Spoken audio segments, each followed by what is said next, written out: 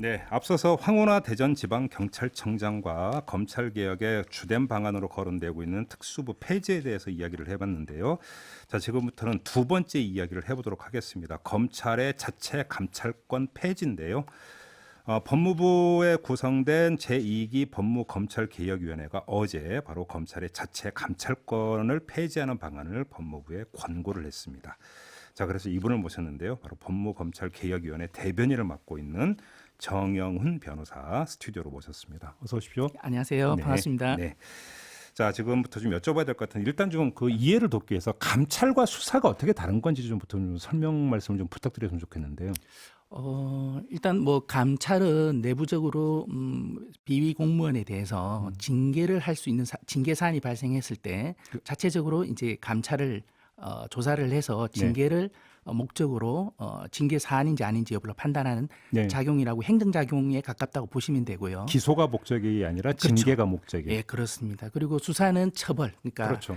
기소를 목적으로 또는 기소가 되면 공판 과정에서 이제 잘 아시다시피 징역형이 나온다든지 네. 벌금형이 나온다든지 이렇게 처벌을 목적으로 조사를 하는 그런 과정이라고 보면 됩니다. 근데 예. 제가 지금 왜 이걸 여쭤봤냐면 네. 과거에 무슨 뭐 그랜저 검사니 뭐 스폰서 검사니 여러 종류의 어떤 비유가 계속 있었잖아요. 네. 자, 그럼 이건 감찰 대상입니까? 수사 대상입니까?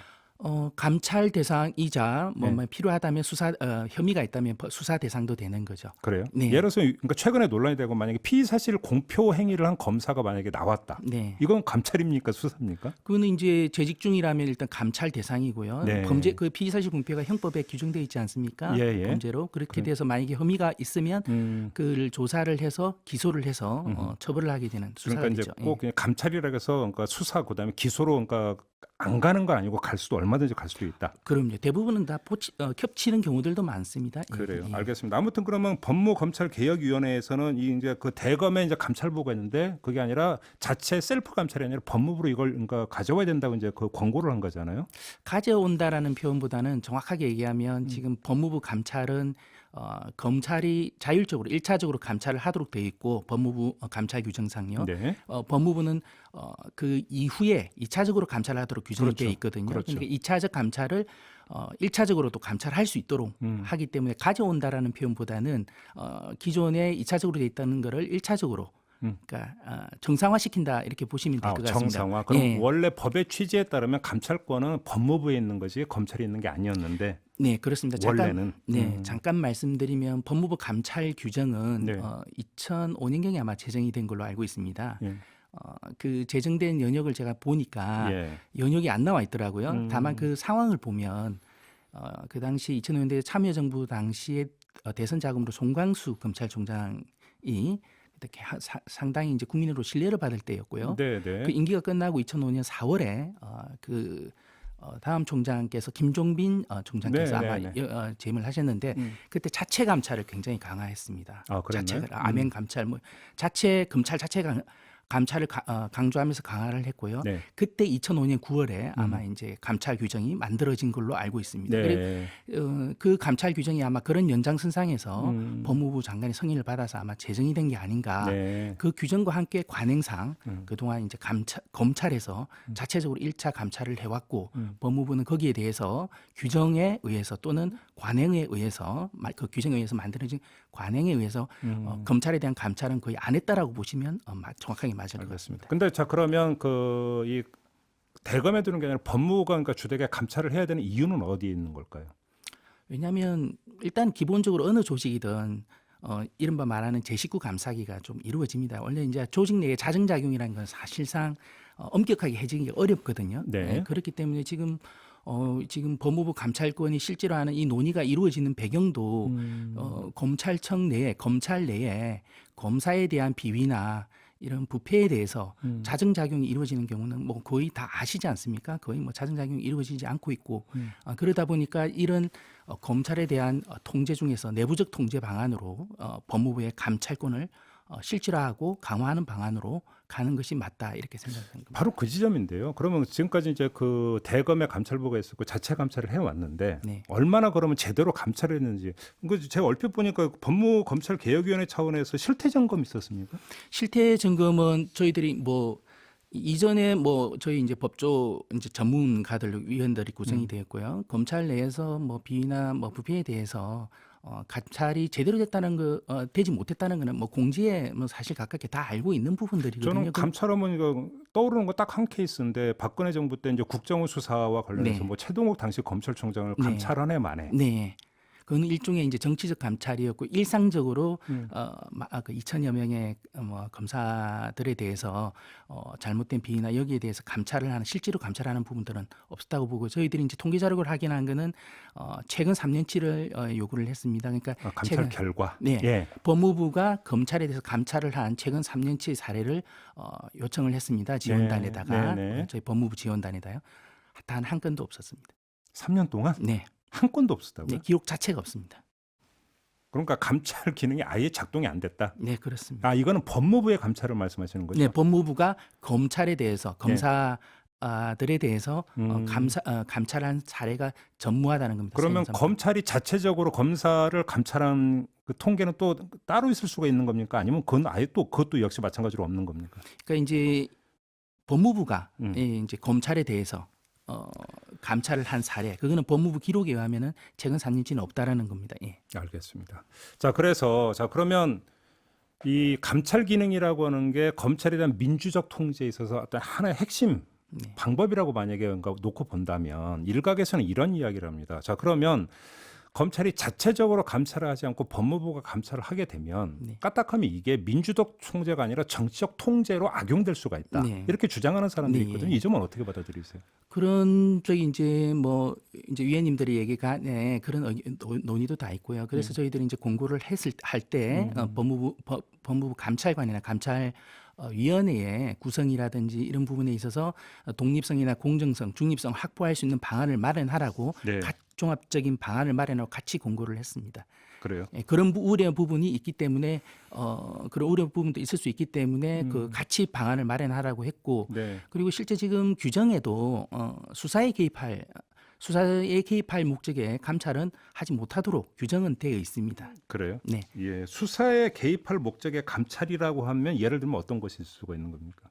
일단은 뭐 그 범죄 혐의 대상자에 대한 뭐 수사라든지 기소라든지 여기에 대해서 이제 직접적으로 관여를 해서 그 결과를 좌지우지하려고 하는 네. 이제 그런 부분이 있을 수 있겠죠. 다만 예를 들어서 이제 지금 그 조국 장관 가족에 대한 검찰 수사가 진행되고 있는 와중에 피의 사실 공표 논란이 있지 않습니까? 네, 예. 자, 그럼 예를 들어서 수사가 진행 중인데 피의 사실 공표 논란이 있으니까 우리가 감찰을 하겠다. 네. 이러면 이건 수사에 영향을 미치는 것이다. 예를 들어서 이렇게 이해를 하면 됩니까? 그거는 그렇게 뭐 수사에 영향을 미친다기보다는 그러니까 이제 원칙적으로 그 법무부가 검찰의 수사 과정에서 발생한 위법 사안이라든지 인권 침해 사안의 경우에는 네. 감찰이 작동을 해야 되는데 네. 작동을 하지 않은 사례였기 때문에 예. 그러니까 이 감찰이 피의자의 수사 과정에서 피의자라든지 관계인의 인권 보장을 위해서 그 인권 침해를 한 담당자라든지 이런 부분에 대해서는 감찰을 하는 것이 맞다고 보여지고요. 그게 안 돼서 그동안 문제였고 네. 다만 이제 그 부분이 기소라든지 뭐 예를 들면은 뭐 압수수색 영장을 청구한다든지 이런 부분에 대해서 직접적으로 영향을 미치기 위한 그런 작용은 안 된다라는 그렇게 구체적으로 그렇게 생각하시면 될 것 같습니다. 그리고 이제 법무부 그러니까 검찰의 자체 감찰권을 폐지를 하고 네. 법무부에서 이제 감찰을 하게 될 경우에 이제 감찰의 주체 중에서 검사 파견은 아예 배제를 하는 거고. 네. 그렇죠? 법무부로 예, 말씀. 그렇죠. 예. 그거는 이제 법무부 탈검찰화와도 관련이 되는데요. 네네. 이번에는 이제 법무부의 감찰권을 실질화 하는 방안으로 논의가 됐고 그 부분은 아마 이제 이후에 법무부 탈검찰화와 관련해서 아마 논의가 되지 않을까.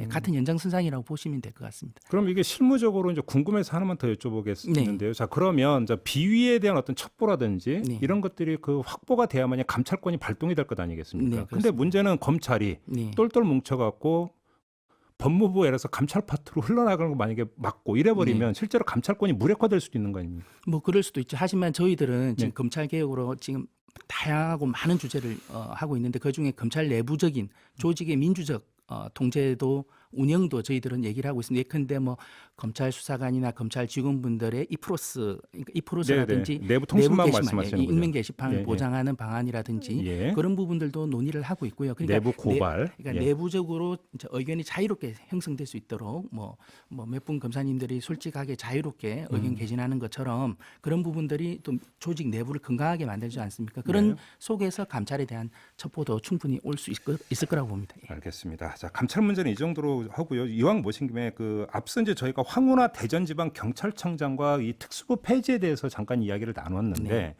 황운하 청장은 이렇게 주장을 하더라고요. 축소가 아니라 사실상의 폐지로 가야 된다. 네.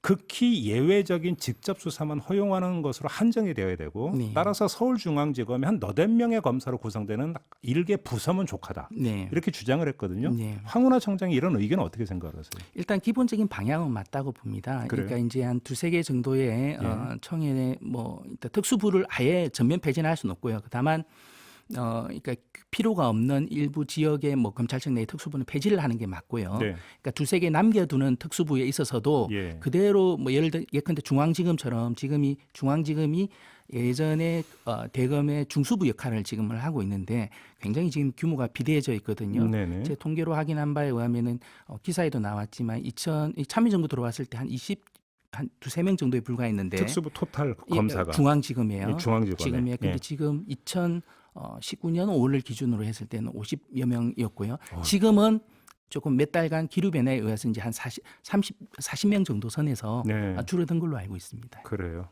예. 그렇게 되고 그다음에 또 한 가지는 그 이제 그러면 지금 이제 검찰이 직접 수사를 했던 거예요. 예를 들어서 경제 범죄는 그런 공정이나 금융위로 넘기고 네. 뭔가 그다음에 국세청으로도 넘길 수 있고 이렇게 하면 분산이 될 수 있느냐? 그건 아니냐?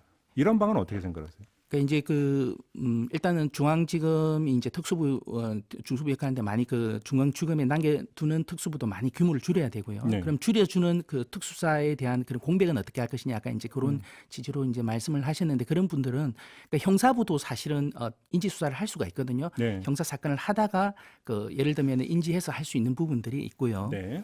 그다음에 이제 공수처가 만약에 탄생하게 되면 공수처가 있을 수 있고요. 그다음에 경찰에서도 지금 그러니까 경찰청의 중요 범죄 수사단이 있고 지방 경찰청의 광수대라든지 광역수사대라든지 지능범죄수사대가 아마 있을 겁니다. 네. 특수부 역할을 하는 부분들이 있을 거고요. 그다음에 이제 또 특사경이라고 각 영역에서 조세라든지 공정위 거래라든지 이런 부분에 있어서 그런 1차적인 수사를 그런 데다가 조금 만약에 이제 역할을 맡긴다고 한다면 검사 본연의 임무로서 조금 이제 수사의 위법성이나 그다음에 수사 과정에서 인권 보호를 하는 검사 본연의 임무에 좀 더 충실해지지 않을까 이렇게 싶습니다. 알겠습니다. 지금 대검도 자체 개혁안을 지금 발표를 하고 있지 않습니까? 네. 세 번째인가 이제 어제까지 세 번째가 발표를 네, 한 것으로 알고 그렇습니다. 있는데, 예. 근데 보니까 시점이 네, 법무부 검찰개혁위원회에서 법무검찰개혁위원회에서 뭔가를 권고를 하는 타이밍에 나오더라고요. 네, 네. 이건 우연의 일치입니까? 아니면 의식적으로 맞췄다고 보십니까? 어떻게 보십니까? 그건 제가 알 수 없지만 다만 이런 말씀을 드릴 수 있을 것 같습니다. 이제 대검에서 이제 검찰 개혁을 하기 위해서 내놓은 안들은 조금 이제 너무 미봉적인 좀 부분들이 있는 것 같고 좀 종합적으로 네. 신속하게 하는 건 중요하지만 네. 저희 종합적으로 신중하게 검토해서 종합적인 방안을 마련해야지 하나씩 이렇게 던지듯이 이렇게 이게 하나 공개 소환 금지를 던지고 그다음에 뭐 또 이번에 또 어제 하나 뭐 던지고 이런 식은 조금 바람직하지 않지 않나. 대검 자체 내에서 개혁안을 내려면 네. 그만큼 고민을 하고 네. 뼈를 깎는 개혁안을 내야지 그냥 기존의 문제가 가장 되던 거 한 개씩 던지는 것들은 굉장히 좀 비협하지 않나. 국민들 그러니까요. 보기에 그럴 것 같습니다. 종합 발표하면 되는데 하나씩 그러면 던지는 이유가 뭘까가 궁금해서 여쭤본 겁니다. 그 대검의 정치적 의도를 제가 분석하는 건 적절하지 않은 지금 것 같습니다. 정치적 의도라고 말씀하셨습니다.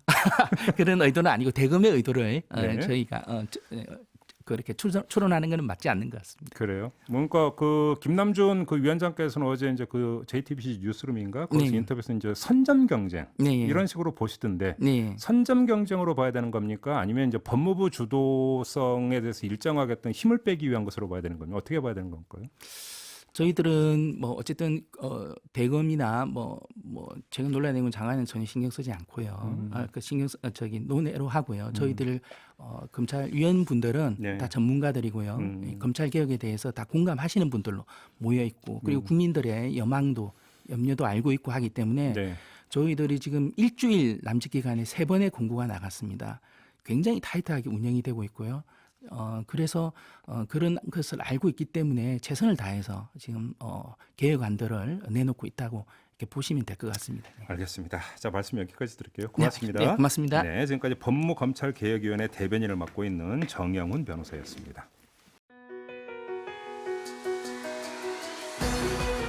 이슈의 핵심을 꿰뚫는 예리한 시선, 믿고 듣는 진품 시사, 김종배 시선 집중.